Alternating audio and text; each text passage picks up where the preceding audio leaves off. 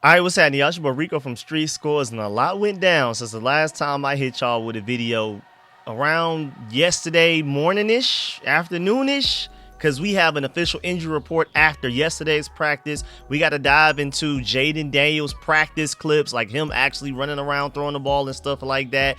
We're going to dive into the fact that moving on to today, Terry McLaurin is back practicing. And then I got to give you all of the injury updates from, it was looking ugly yesterday. A lot of people missing practice, like Debo, Mike Sanders still looks a little bit better today. We're going to dive into both of those practice reports. Also, Joe Whitt Jr. broke down exactly what the Commanders' biggest problems are right now for the defense. We're going to dive into all of that. We have Jayden Daniels. He had a press conference after yesterday's practice where he gave a lot of his opinions and feelings on everything that's going on right now. I'm going to show y'all those clips as well. So this is going to be a pretty packed video. But before we get into everything, make sure you stiff arm that like button, stiff arm the subscription button, and stiff arm the bell next to that subscription button so you get notification each and every time I release an informative and opinionated video just like this one. Make sure you stay tuned to all of the content. Appreciate y'all for supporting every video. Shouts out to my watch to the end gang, man. WTTEG in the building, man. Shouts out to Noti gang. Shouts out to my late night crew as well that's going to be watching this way late at night, even though I'm recording this right now at 2 p.m. And without further ado, let's go dive into this video right now, man. Let's get it. Adam.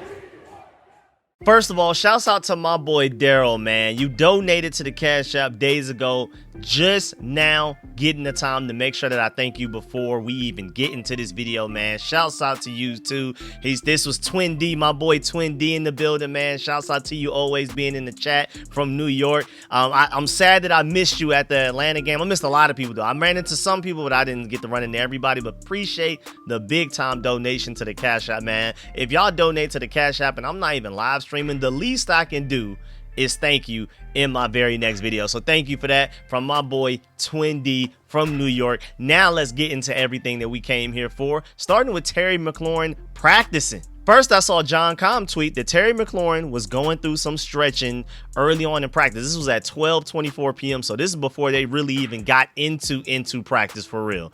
And he said this is the first time that they've seen him on the field since his injury, since whatever's going on, quad, whatever, I don't know. I still don't exactly know what's going on just yet. But even Tashawn Reed tweeted that Terry McLaurin, dealing with a quad injury, supposedly doesn't have a jersey on, but he was stretching at practice. The first sighting since he got hurt against the Raiders.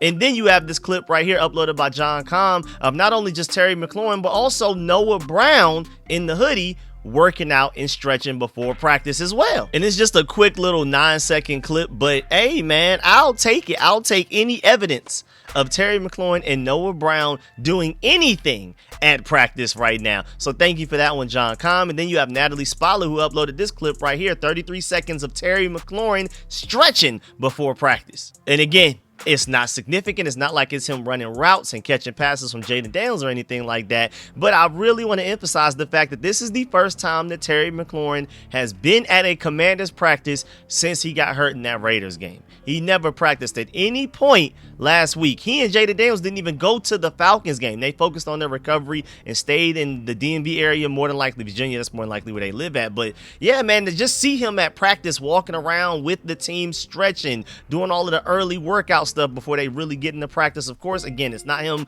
running routes and catching passes from Jayden Daniels and him going against DBs and coverage and things like that. But at least it's just Terry practicing, bro. I really want to emphasize that. So is there any potential hope that he may be able to play against the Chargers? I'm going to go ahead and let you know right now, I doubt it. Now, it's a great sign that he's finally at practice again for the first time since the Raiders game. That is significant, but I still don't think it's likely that he plays this week. I mean, again, he didn't even have a jersey on, you know what I'm saying? Let alone pads and a helmet. So he was there, but I mean, that's probably even considered a DNP. When the injury report comes out later on, who knows? I'm probably going to look crazy. By the time I'm done recording and editing this video and getting it out to y'all, they'll probably have released the official injury report. And I guess maybe I can do a pinned comment to let you know what the update was. But like, it's probably still going to say he did not participate. He was there and it was the first time he was out there. I mean, at best, it's going to say limited, I'm pretty sure. Who knows, though? We'll see. Now, moving on to Jayden Daniels practicing as well.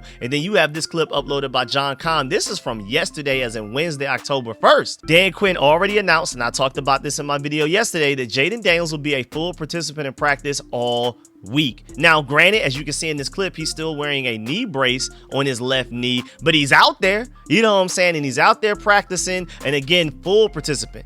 He's been a limited participant in practices since the practice before the Raiders game. And he ended up not playing in that one. Then he was limited Wednesday and Thursday last week leading up to the Falcons game. Then they just went ahead and sat him on Friday's practice, let him rest, and then he focused on his recovery. Apparently, he had a strong workout on Saturday, but again, he didn't even travel to Atlanta for that game just to focus on his recovery. He and Terry McLaurin, like I said earlier, but now he's a full participant in practices. You're seeing full on the injury reports, apparently, but again, we're going to dive into that later. Then you also have another John Kahn clip right here. And he literally just said more Jayden Daniels. So this is just 22 seconds of Jayden Daniels just practicing. You see he, Marcus Mariota, the other quarterbacks just working on throwing the ball, going through their, typical quarterback stuff before they really dive into practice. Also, I like the fact that they always practice in black. Even if we're not wearing black jerseys, even if the entire team isn't wearing black, I like the fact that they're always in the black jerseys. But I don't know, is it cold up in the DMV? Like, why are they wearing all that? We're still in the 80s in Atlanta, so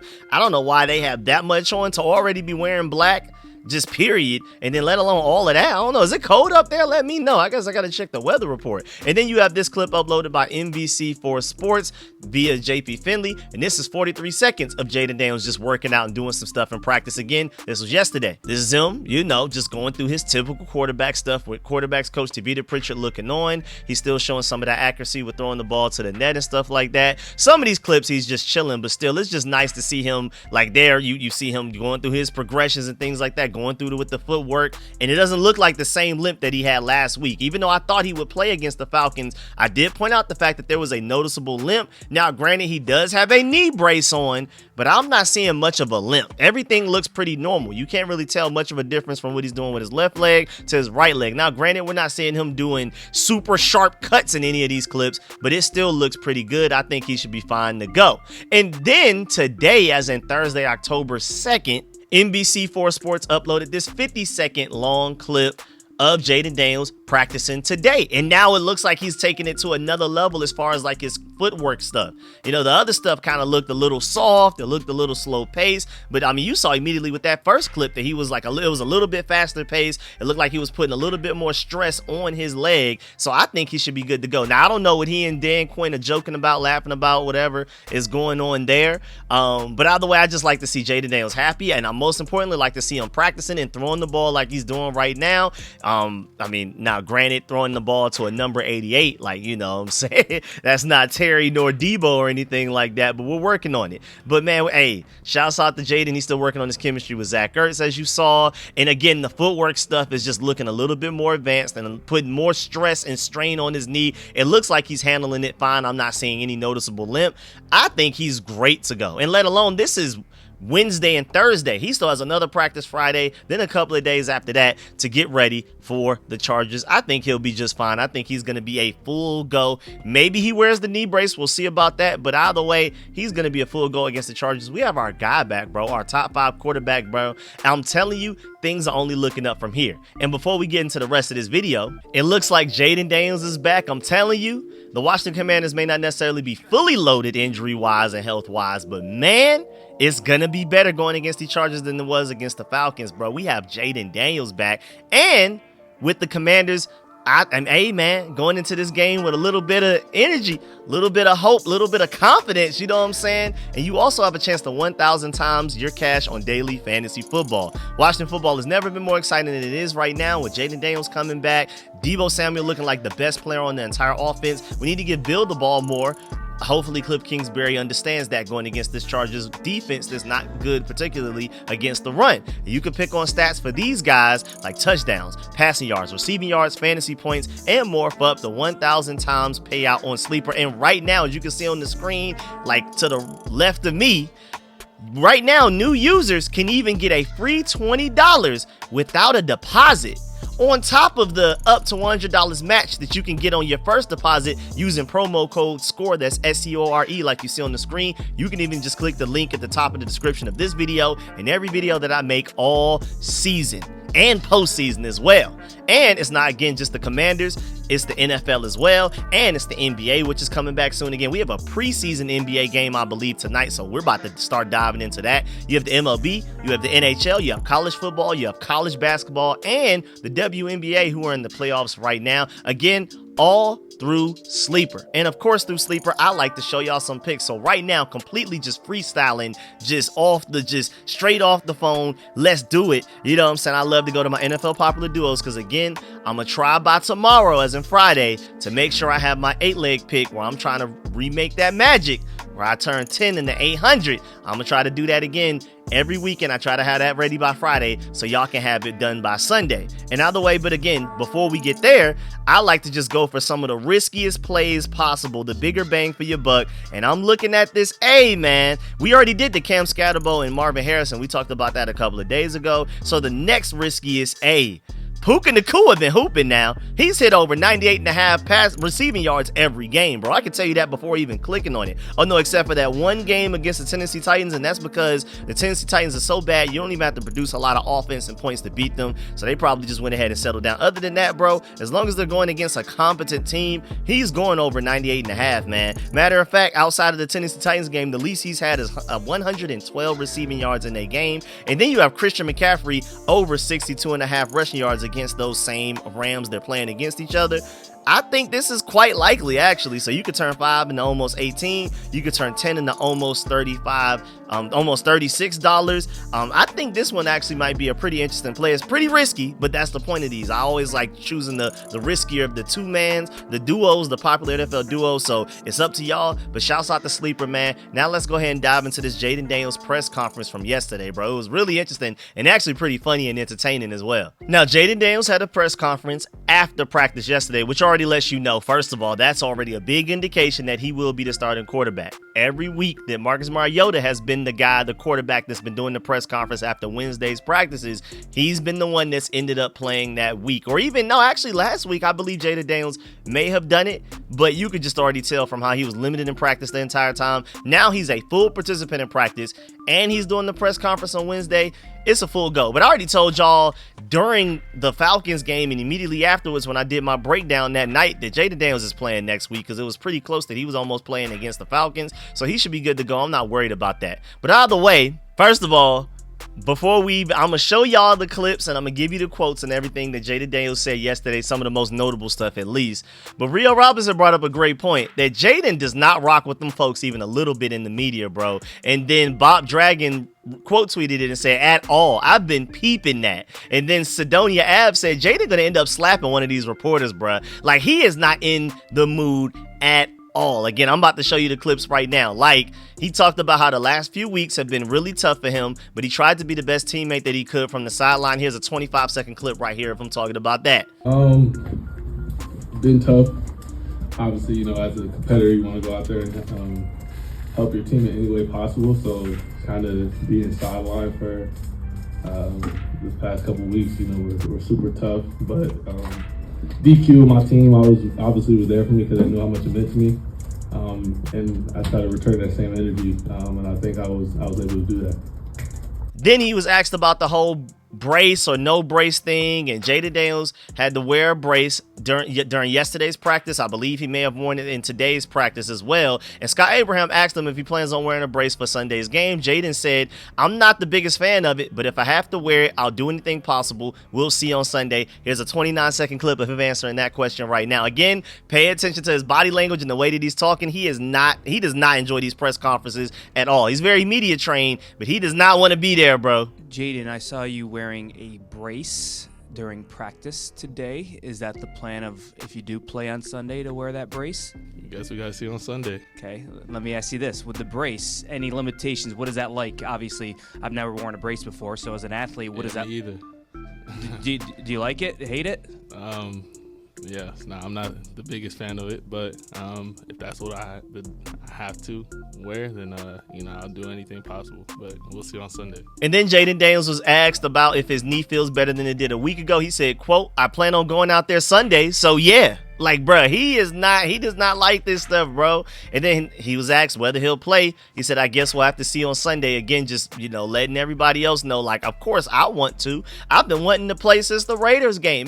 Clearly it's not up to me, because if it were up to me, I wouldn't have missed any game. So he's basically just being like, hey, ask them other people. Stop asking me that silly stuff, bro, because y'all already know I want to play. And then also talking about wearing the brace, he said, quote, again, "I'm not the biggest fan of it, but that's what I have to wear. I'll do anything, and we'll just have to see on Sunday as far as all of that goes." And then also talking about playing back in Southern California as a pro, he said, quote, "It would mean everything." Again, that's where he's from. He's from the IE and all of that type of stuff. So going back to his hometown to play professional NFL football as a starting quarterback, that does have to be a magical feeling. That's why I keep telling y'all that's going to essentially be a home game for the Commanders, because even if people aren't Commanders fans, it's plenty of Jayden Daniels fans out there. There's probably even some Chargers fans that's conflicted, like, man, I'm rooting for my Chargers, but I got to root for my boy Jayden Daniels, born and raised in the IE and stuff like that, Southern California, all of that type of stuff. Also, Sunday's game will be Jayden Daniels' first time back in his hometown, and he said that he's expecting a lot of family and friends to attend.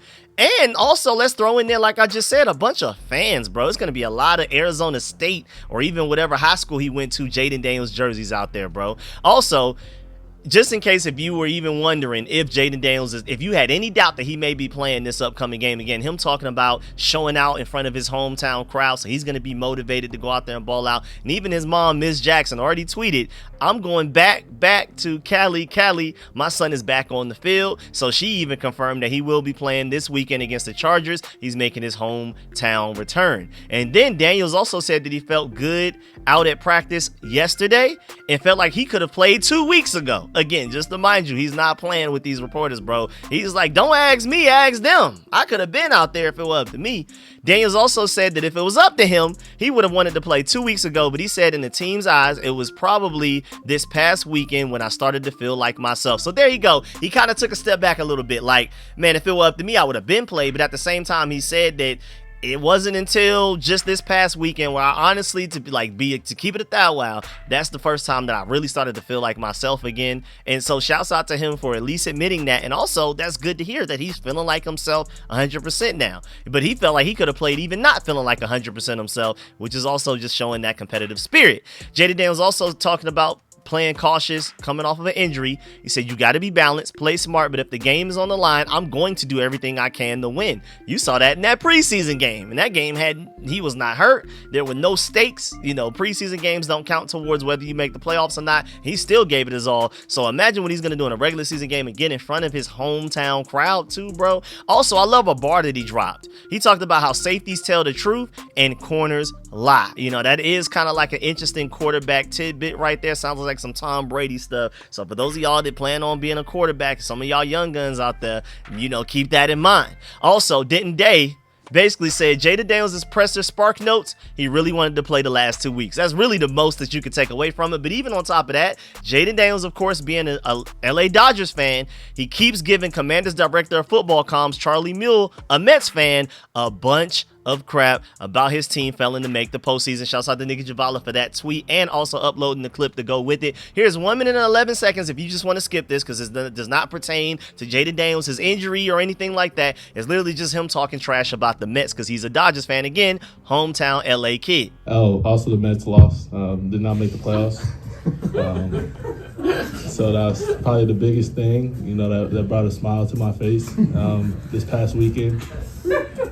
They had the opportunity to play the Marlins to clinch a playoff spot, but they lost, and so did the Reds. So I hope you guys have been watching the Dodgers. I have, and Charlie has too, because his team is not in the playoffs. Someone gonna wear a suit of some kind. Oh yeah, he already lost. Yeah, they're coming soon. They'll most definitely be coming soon. He has not. He has not. He lost last year when the Dodgers beat the Mets. He lost this year when the Mets didn't make the playoffs. He is. So, obviously, California.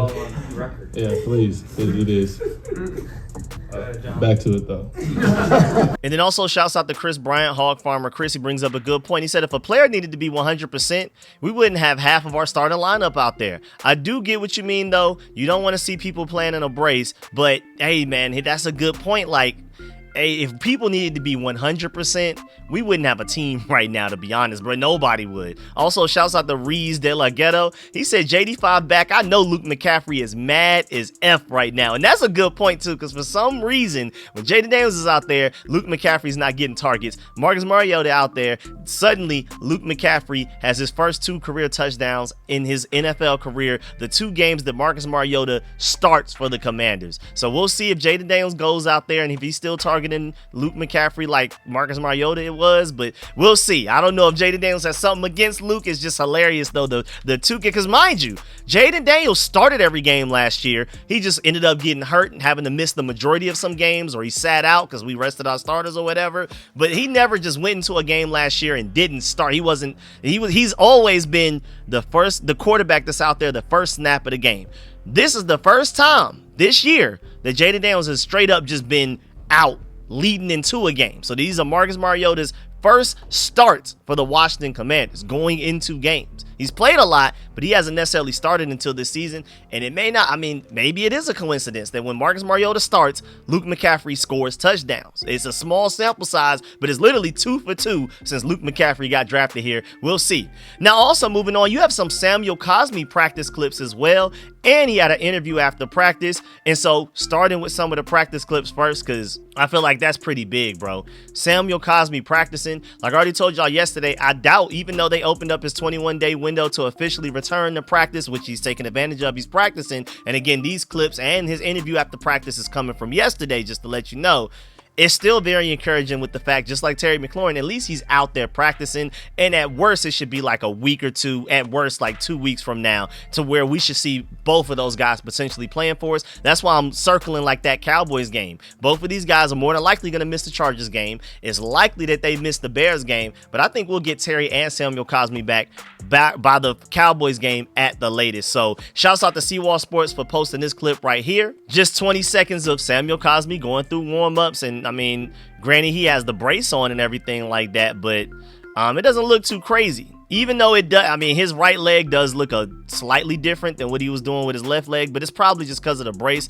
I think he'll be just fine because, yep, as soon as you see later in the clip, as he starts to, like, you know, bending his knees and doing some more offensive lineman type of stuff, he looks like both knees look about the same. And then you also have Scott Abraham posting this 1 minute and 54-second clip of proof of life of Samuel Cosmi. And I'm not going to show the entire 1 minute and 55 seconds because we'll be here all day because we still have a lot of other stuff that we have to talk about. I'm already 22 minutes into recording this video, and I feel like I'm only halfway through all of my notes and stuff. But either way, you see Samuel Cosmi doing some different stuff, and I feel like he's putting significant amount of stress on his knees. Now, granted, it's not a full-blown padded practice, and he's going against defensive linemen like we're seeing in these clips, but even like the backpedaling backwards and stuff like that, I mean, he looks pretty good. It looks pretty smooth. Doesn't look like any pain, any noticeable limp or anything like that. And I also want to point out the fact that in these clips, he has on shoulder pads and a helmet. Terry McLaurin in today's practice did not. So Samuel Cosmi is probably closer to returning than even Terry McLaurin is, just to let you know, but we'll see how that goes. And then he also had an interview after practice here.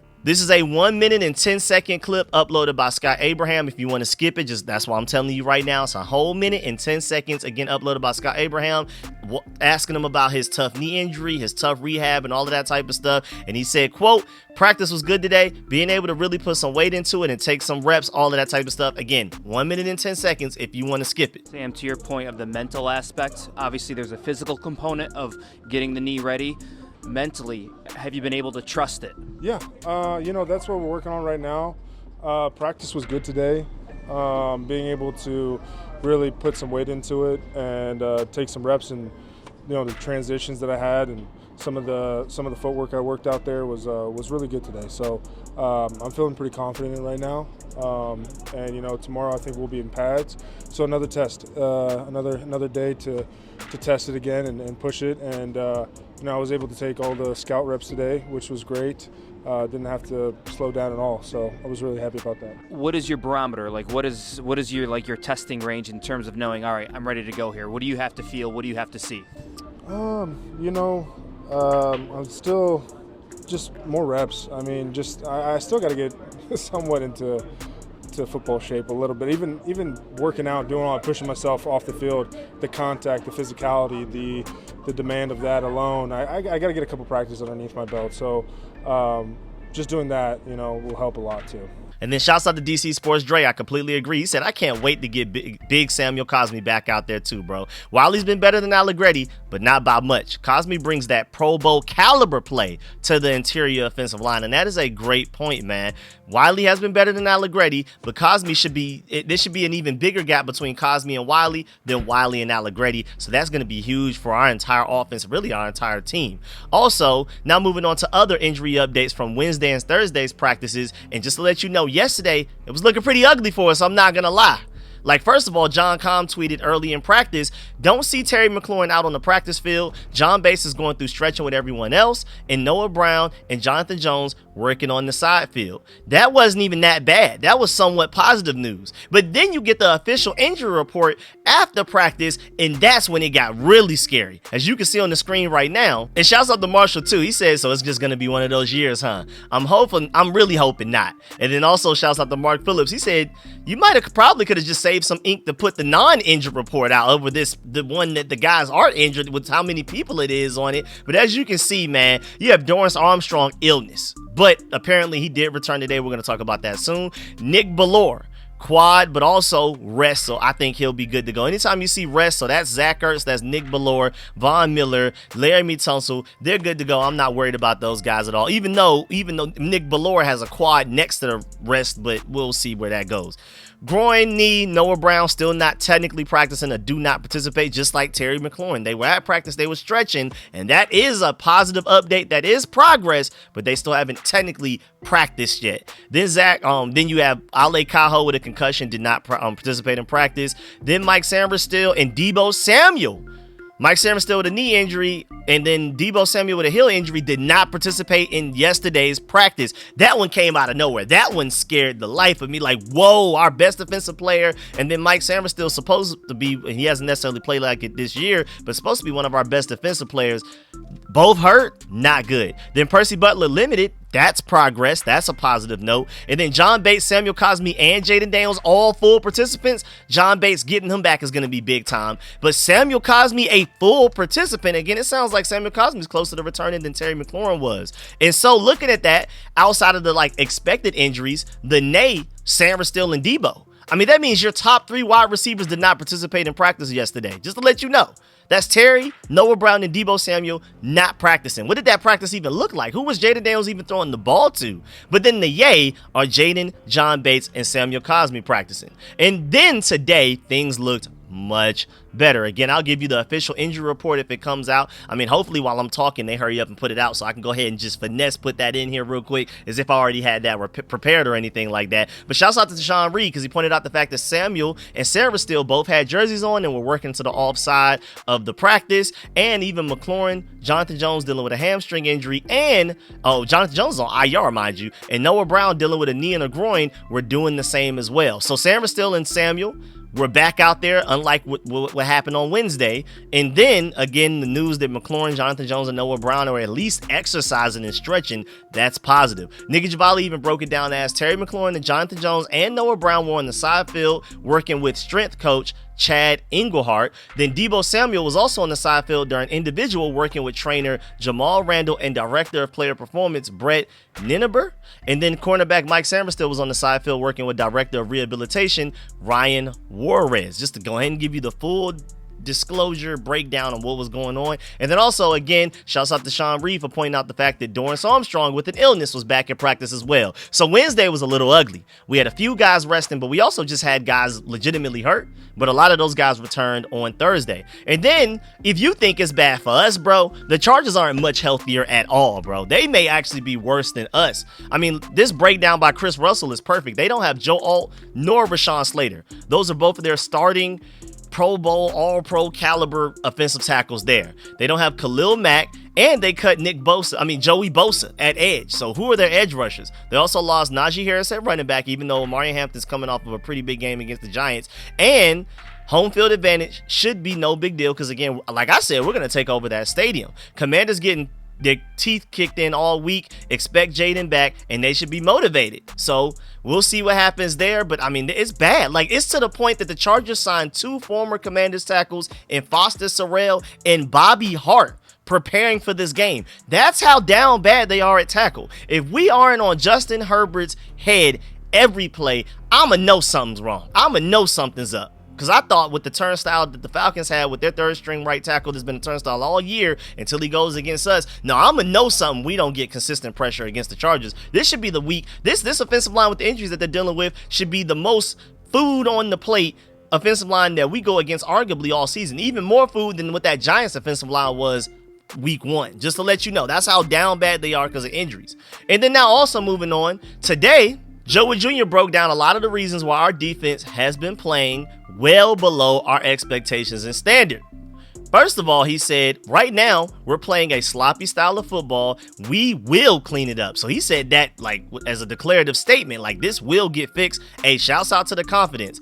Also, Linnell brought up a good point that Joe Whitt Jr. immediately spoke on game tackling, something that was not there on Sunday against the Falcons, and probably the most disappointing thing from that entire game to Linnell. Denton Day quote tweeted and said, unfortunate, it was one of the things that it felt like the defense did really well at the end of the year last year. So I don't know what's missing this year, and that's a really good point. Now going back to Joe Whitt Jr., he said, quote, we don't need to put any capes on, unquote. And he talked about the play that where it was third down and it was a 26-yard pass to Kyle Pitts. 2 players who communicated ran to the same guy. Whitt said one got greedy, and that has to change. And so Mark Bullock even brought it up.